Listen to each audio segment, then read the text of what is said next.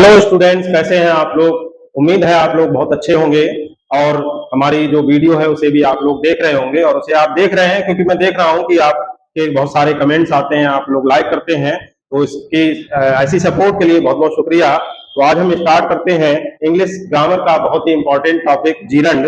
इससे पहले मैंने इन्फिनेटिव बता दिया है और आज मैं जीरंड बताने जा रहा हूं। ये जीरंड और इन्फिनेटिव मैं इसलिए बता रहा हूं क्योंकि इसके बाद जो टॉपिक मैं लूंगा वो टॉपिक बहुत इंपॉर्टेंट है और उस टॉपिक को ठीक से समझने के लिए जब तक आप इन्फिनेटिव और जीरंड नहीं जानते हैं तब तक आप अगले टॉपिक को नहीं समझ पाएंगे। और अगला जो टॉपिक रहेगा वो रहेगा सिंथेसिस ऑफ सेंटेंसेस। अब सिंथेसिस ऑफ सेंटेंसेस में खासकर जो सिंपल सेंटेंसेस हैं तो उन्हें समझने के लिए या उन्हें बनाने के लिए आपको जीरंड और इन्फिनेटिव की नॉलेज होना बहुत जरूरी है क्योंकि जो सिंथेसिस होगा, सिंथेसिस में एक सिंपल सेंटेंस को दो या दो से अधिक सिंपल सेंटेंसेस को किसी एक सिंपल सेंटेंस में बदलना, कंपाउंड सेंटेंस में बदलना या कॉम्प्लेक्स सेंटेंस में बदलना, ये तभी पॉसिबल है जबकि आप ये जीरंड, इन्फिनेटिव और पार्टिसिपल की अच्छी नॉलेज होगी। तो स्टूडेंट्स अब हम स्टार्ट करते हैं। जीरंड जीरंड जो है ये वर्ब प्लस आईएनजी,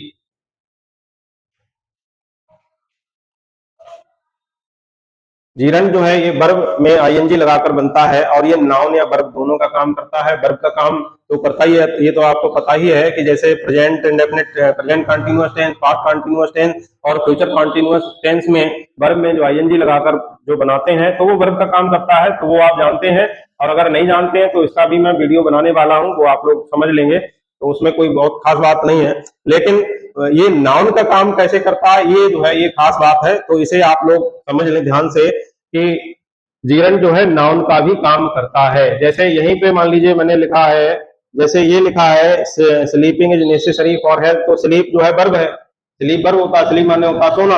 अब इसमें आईएनजी लगा दिया तो ये आईएनजी लगा के ये अब वर्ब की जगह पे नहीं है बल्कि ये नाउन, ये सब्जेक्ट की जगह पे है, तो इसलिए नाउन का काम कर रहा है।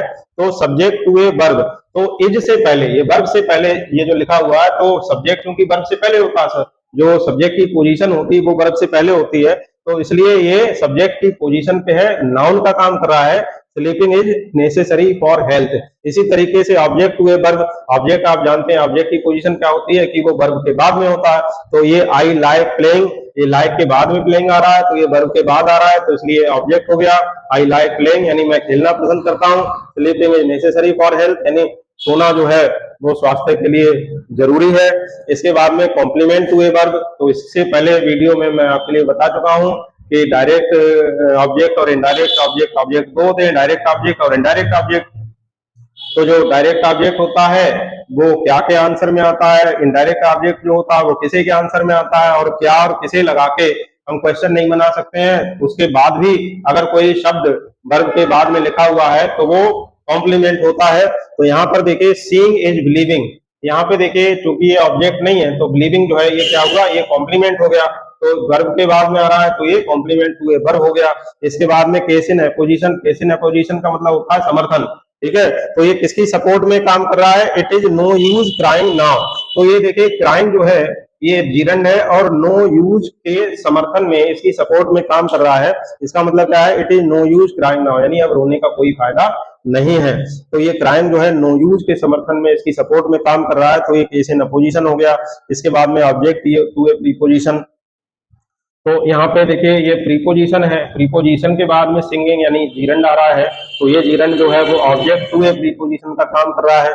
अब जरा ध्यान दीजिए, इसमें नोट है कि निम्नलिखित वर्ब के बाद जीरंड का ही प्रयोग होता है, यानी कुछ वर्ब ऐसे होते हैं जिनके बाद केवल जीरंड का ही प्रयोग कर सकते हैं, इन्फिनेटिव का प्रयोग नहीं कर सकते, जबकि ज्यादातर स्थान पे, ज्यादातर प्लेसेस पे हम जो है जीरंड और इन्फिनेटिव इन दो में से किसी का भी यूज कर सकते हैं। दोनों जो है एक दूसरे से रिप्लेसेबल है। फॉर एग्जांपल जैसे sleeping is necessary for health, तो ये स्लीपिंग यहाँ पर जीरंड है, लेकिन इसकी जगह पे हम टू स्लीप भी लगा सकते हैं जो कि इन्फिनेटिव होगा। To sleep is necessary for health, यहाँ पर भी हम आई लाइक प्लेइंग है तो यहाँ पे हम आई लाइक टू प्ले का यूज कर सकते हैं।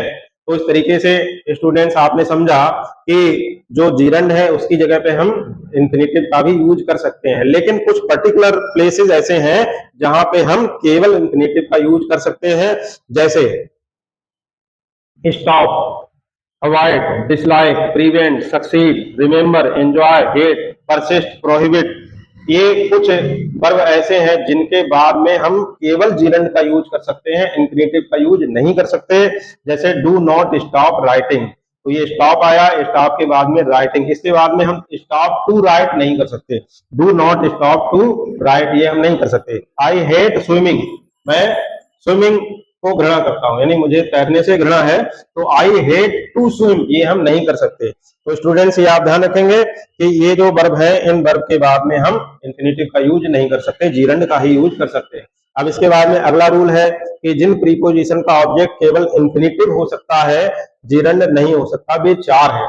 ठीक है, तो अबाउट, बट, देन, एक्सेप्ट, ये चार ऐसे प्रीपोजिशन हैं जिनके बाद में हम केवल इंफिनिटिव का यूज कर सकते हैं। ये आप ध्यान रखिए कि ये चार ऐसे जो है प्रीपोजिशन है जिनके बाद में हम केवल इंफिनिटिव का यूज कर सकते हैं, जीरंड का यूज नहीं कर सकते। The train was about to depart, गाड़ी छूटने ही वाली थी। अब इसमें हम ये नहीं कह सकते the train was about departing, ये हम नहीं कर सकते।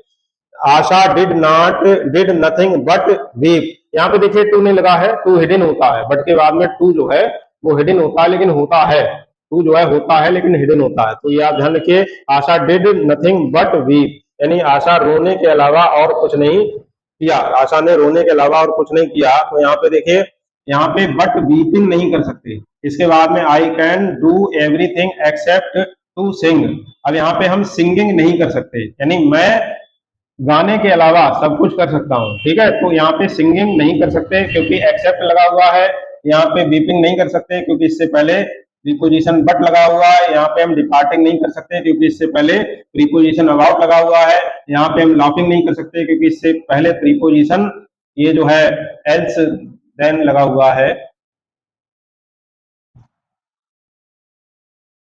ये देन लगा हुआ है। ठीक है, तो ये आप ध्यान रखिएगा।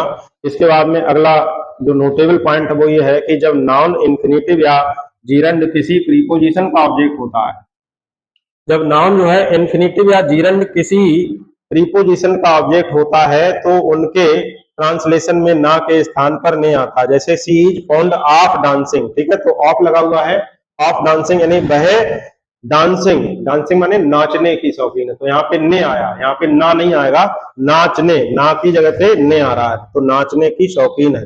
इसके बाद में अगला रूल है कि जब कोई नाउन या प्रोनाउन जीरंड के पहले आता है, ये ध्यान रखिएगा कि जब कोई नाउन या प्रोनाउन जीरंड के पहले आता है, ठीक है, तो जब नाउन या प्रोनाउन जो है जीरंड के पहले आएगा तो वो पजेसिव केस का काम करेगा, यानी वो पजेसिव का काम करेगा। जैसे I was please at Sohan's coming, तो यहाँ पे जो जीरंड है, जीरंड से पहले नाउन आ रहा है, नाउन में देखिए अपॉस्ट्रॉफी एस लगा हुआ है, तो अपॉस्ट्रॉफी एस जब लगता है तो ये पजेसिव का काम करता है कि इसका मतलब है I was pleased at Sohan's coming back today, कि मुझे आज सोहन के वापस आने की खुशी हुई। आई insisted on his doing that work, मैंने उससे जो है काम करवाने पर जोर दिया।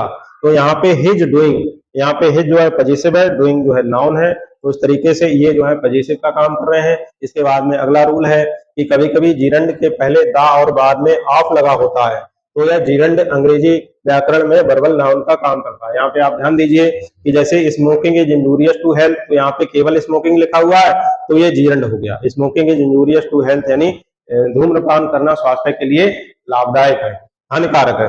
इसके बाद में द स्मोकिंग, यानी स्मोकिंग से पहले दा लग गया, तो जीरंड से पहले जब दा लग जाएगा तो वो जीरंड नहीं होगा बल्कि वर्बल नाउन होगा। ये बात आप ध्यान रखिए कि जीरंड से पहले दा नहीं लगता है, लेकिन जीरंड अगर कोई जीरंड जैसा दिख रहा है और उससे पहले दा लग गया तो वो फिर जीरंड नहीं रहेगा, वो वर्बल नाउन होगा, यानी वर्बल नाउन का काम करेगा। और एक चीज और है कि जीरंड जो है, जीरंड और वर्बल नाउन में अंतर क्या, दोनों लगभग एक जैसे हैं। जीरंड से पहले दा लग गया तो वर्बल नाउन हो गया, तो इन दोनों में डिफरेंस क्या है? डिफरेंस दोनों में ये है कि जीरंड केवल नाउन का जीरंड नाउन और वर्ब दोनों का काम कर सकता है, जबकि जो ये आपका वर्बल नाउन है ये केवल नाउन का काम करेगा, ये केवल और केवल नाउन का काम करेगा, ये वर्ब का काम नहीं करेगा। ये बात आप लोग ध्यान रखिएगा कि जो वर्बल नाउन है ये केवल नाउन का काम करेगा। इसके बाद में जो जीरंड है, जीरंड की दो फॉर्म होती हैं, दो इसमें, जैसे एक्टिव और पैसिव। तो जीरंड को एक्टिव के रूप में कैसे यूज करते हैं? वर्ब में आईएनजी लगा के। और पैसिव में यूज कैसे करेंगे? बीइंग पहले शुरू में रख देंगे, फिर वर्ब की थर्ड फॉर्म लगा देंगे। जैसे टीच है, टीच की जो पैसिव वॉइस है वो क्या हो जाएगी, बीइंग टॉट। ठीक है, तो बीइंग और टॉट, टॉट जो है टीच की थर्ड फॉर्म हो गई।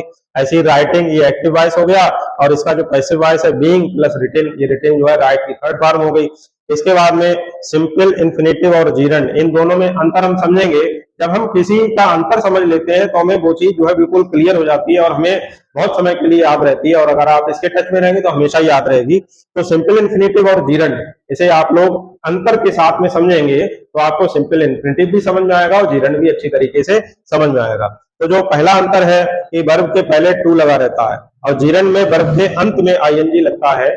ये मैं पहले बता चुका हूं, इन्फिनेटिव वाले चैप्टर में मैंने आपको अच्छी तरीके से इन्फिनेटिव समझा दिया है, जीरंड जो है यहाँ पर समझा दिया है। तो ये आप फिर से ध्यान रखिए कि वर्ब से पहले अगर टू लगेगा तो वो इन्फिनेटिव का काम करेगा, वर्ब के बाद में आईएनजी लगेगा तो वो जीरंड का काम करेगा। सिंपल इन्फिनेटिव नाउन का काम करता है, जीरंड भी नाउन का काम करता है। ये आप ध्यान रखिएगा कि सिंपल इन्फिनेटिव और जीरंड ये दोनों नाउन का काम करते हैं, जीरंड वर्ब का भी काम कर देता है। इसके बाद में तीसरा देखिए, इसको जीरंड के रूप में बदला जा सकता है, यानी सिंपल इन्फिनेटिव को जीरंड के रूप में बदला जा सकता है, जीरंड को भी सिंपल इन्फिनेटिव के रूप में बदला जा सकता है, यानी both are replaceable by each other, यानी दोनों सिंपल इन्फिनेटिव को जीरंड में बदल सकते हैं, जीरंड को सिंपल इन्फिनेटिव में बदल सकते हैं। ऐसा लगभग 90% जगह पर हम कर सकते हैं, कुछ अपवादों को छोड़कर। जैसे यहाँ पर जो है हम केवल जीरंड का ही प्रयोग कर सकते हैं, यहाँ पर हम केवल इन्फिनेटिव का ही यूज कर सकते हैं। ऐसी जगहों को छोड़कर हम बाकी जगहों पे जीरंड की जगह पे इन्फिनेटिव और इन्फिनेटिव की जगह पे जीरंड का यूज कर सकते हैं। जैसे यहीं पर है sleeping is necessary for health, यहाँ पे हम to sleep is necessary for health भी कर सकते हैं। तो ये आप ध्यान रखिएगा।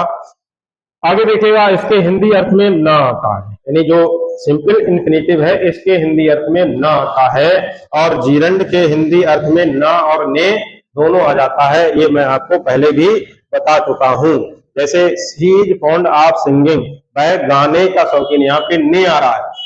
Sleeping is necessary for health, सोना स्वास्थ्य के लिए जरूरी है, यहाँ पे सोना, यहाँ पे ना आ रहा है और यहाँ पे ने आ रहा है। तो इस तरीके से जो जीरंड है, जीरंड के हिंदी अर्थ में ना और ने दोनों आएगा, इन्फिनेटिव के हिंदी अर्थ में केवल ना आएगा। तो स्टूडेंट्स, आई होप आपको ये वीडियो समझ में आई होगी, पसंद आई होगी। अगर आपको पसंद आई है तो लाइक बटन दबा दें, और अगर चैनल पर पहली बार आए हैं तो इसे सब्सक्राइब कर लें और इसका बेल आइकन दबा दें, जिससे कि जो भी आने वाली वीडियो है उसका नोटिफिकेशन आपको मिलता रहे। और इस चैनल को अपने ज्यादा से ज्यादा दोस्तों में शेयर कर दें, जिससे कि आपके दोस्त भी इसका फायदा उठा सकें। धन्यवाद, बेस्ट ऑफ लक।